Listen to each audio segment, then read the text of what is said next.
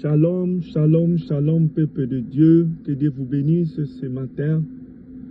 Que Dieu nous fasse encore grâce pour cette journée. J'aimerais t'inviter à prier. Éternel Dieu Tout-Puissant, le Dieu créateur du ciel et de la terre, ce matin, nous te rendons grâce pour tout ce que tu as fait pour nous pendant la nuit. Et nous voici encore ce matin. Nous voulons que tu nous fasses encore cette grâce pour cette journée. Que ton nom soit loué au nom puissant de notre Seigneur Jésus-Christ de Nazareth. Nous disons Amen. Bien-aimés, je vous dis shalom une fois de plus, c'est parce que notre Dieu nous a fait grâce encore une fois de plus de nous rencontrer. Dieu veut que nous puissions vivre dans la joie.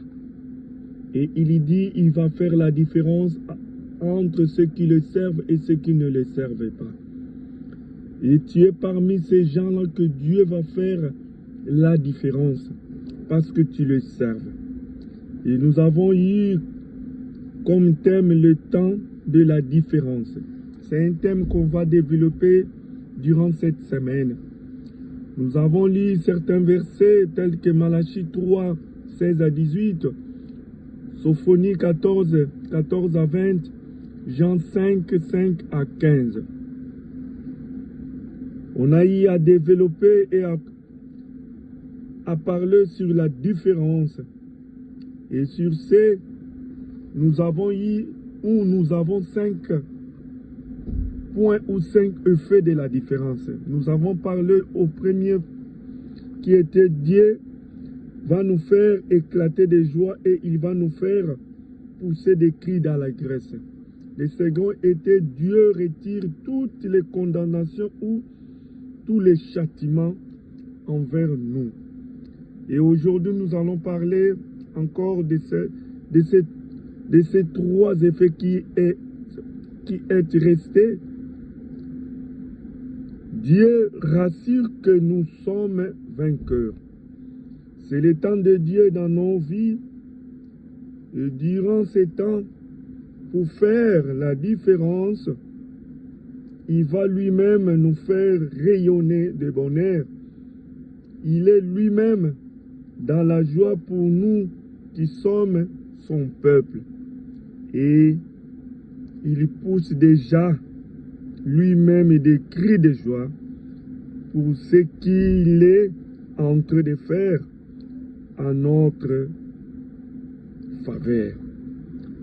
Dieu est en train de pousser des cris de joie pour toi et moi.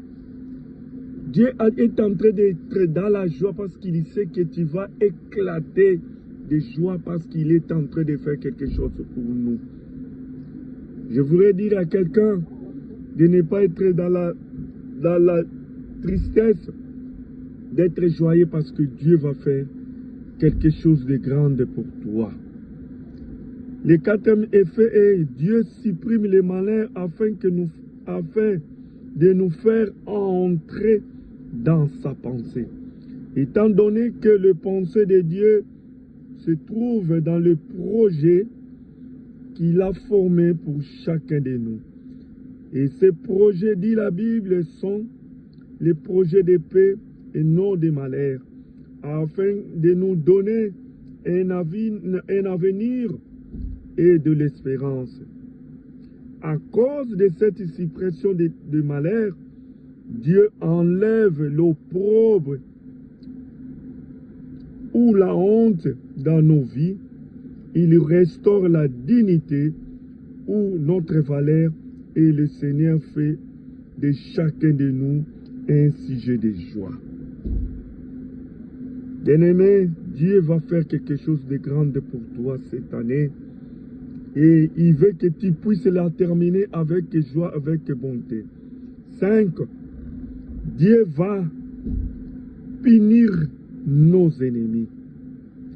Même si nous n'avons pas, certes, de force de pouvoir venger nos ennemis, mais Dieu à qui appartient la vengeance et la rétribution.